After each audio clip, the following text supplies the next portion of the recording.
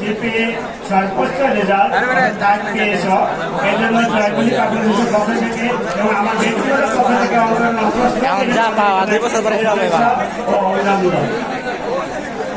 আর এই এত সুন্দর রেজাল্ট করার পিছনে তোমাদের পিছনে যারা কাজ করেছে, বিশেষ করে তোমার বাবা মা, শিক্ষক এবং আরো অনেক শুভাকাঙ্ক্ষী, তাদেরকেও আমি আমার পক্ষ থেকে অভিনন্দন জানাচ্ছি। এই কারণেই তোমাদের জন্য তারা বহু ত্যাগ প্রতিক্রিয়া করেছে। এই সফলতা কিন্তু তোমাদের অনেক দিন তোমরা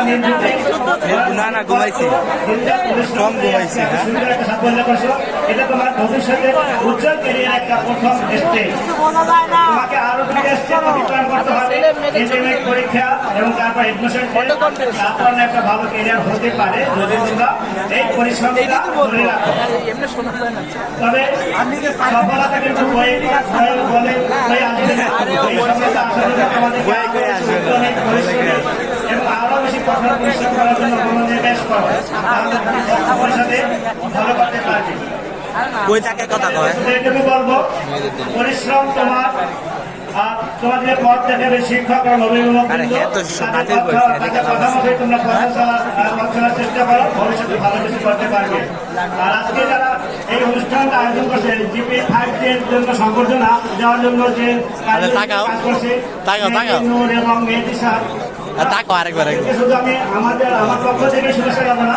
এইরকম উদ্যোগের জন্য আসলে নিঃসংসারের প্রশংসা তাগিদে রাখবে না, তার চেয়ে আরো বেশি খুশি। কারণ মেধাবীদের যে পুরস্কার দিতে পারা, এটা শুধু জিপেই থাকবে না, মেধাবীদের যে এই সম্মান জানানো, এটা যদি থাকে তারা আরো অনুপ্রেরণা পাবে ভবিষ্যতে ভালো কিছু করার। আমরা এই অনুষ্ঠানকে স্বাগত জানাচ্ছি। ছোট ভাইদেরকে বলবো, ভাই বোনদেরকে বলবো, তোমাদের মনে নিশ্চয়ই জানো এবছর জিপি 5 কত পেয়েছে, তোমাদের মনে আছে জিপি 5 কত পেয়েছো তোমরা? শোনা যাচ্ছে না? 1,83,000 মতো। প্রায় সেঞ্চুরি করতে পারছে, পর্যন্ত হয় নাই, 1 রানের জন্য সেঞ্চুরি হয় নাই। অর্থাৎ 93,000 সামথিং মেয়েরা জিপি 5 পেয়েছে। আর দুঃখের বিষয় হলো সেটা অনেক কম, 83,000 সামথিং। অনেক আগে গেছো, কিন্তু এই এগিয়ে থাকাই সব আগে থাকে না, ভবিষ্যতে আরো বেশি পরিশ্রম করে এই অগ্রযাত্রা অব্যাহত রেখেছো।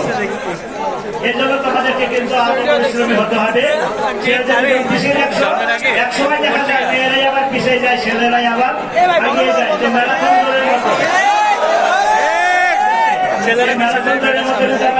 মেয়েরাই কিন্তু পিছিয়ে যাবে, ছেলেরা এগিয়ে যাবে।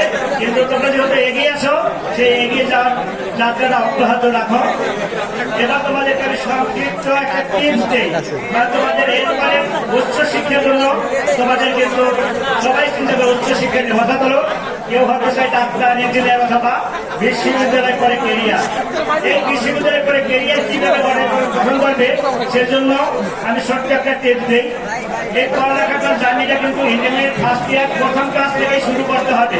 যেমন তোমাদের ফিজিক্সের একটা অধ্যায় নাম এই পড়া শেষ হয়, বিশেষ করে কলেজে যেদিনকে শেষ হয়ে যাবে ক্লাস, মানে সবগুলো পড়াই অধ্যায়টা যখন শেষ হয়ে যাবে, তখন তোমাদের যে টার্গেট থাকে, আমি কোয়েটে পড়বো বা মেডিকেলে বা বিশ্ববিদ্যালয়, ওই যে একটা ভর্তি গাইড, এডমিশনের একটা গাইড বের করে দেখো এই অধ্যায় থেকে কি কি প্রশ্ন আসছে, কুয়েটে কি আসছে বা মেডিকেলে কি আসছে অথবা বিশ্ববিদ্যালয়ে কি প্রশ্ন আসছে, সেই প্রশ্নটা যদি তোমরা সমাধান করতে পারো, না পারলে তোমাদের এই নূর ভাইয়া বা তারা পড়াবে কোচিং বা কলেজ, সেই কলেজের ছাত্রের কাছে আশ্রয় নাও, তারা তোমাদেরকে সেই প্রশ্নগুলো সলভ করে দেবে।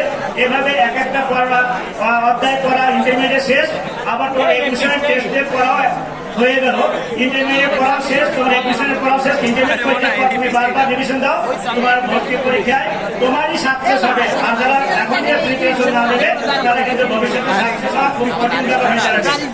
Be serious. আর বেশি কিছু বলবো না, আমি অনেক কথাই বলা যাবে, অনেক আছে, তোমরা এনজয় করতে একটা আবার আমি উষ্ণ অভিনন্দন ও শুভেচ্ছা জানিয়ে আমি শেষ করছি।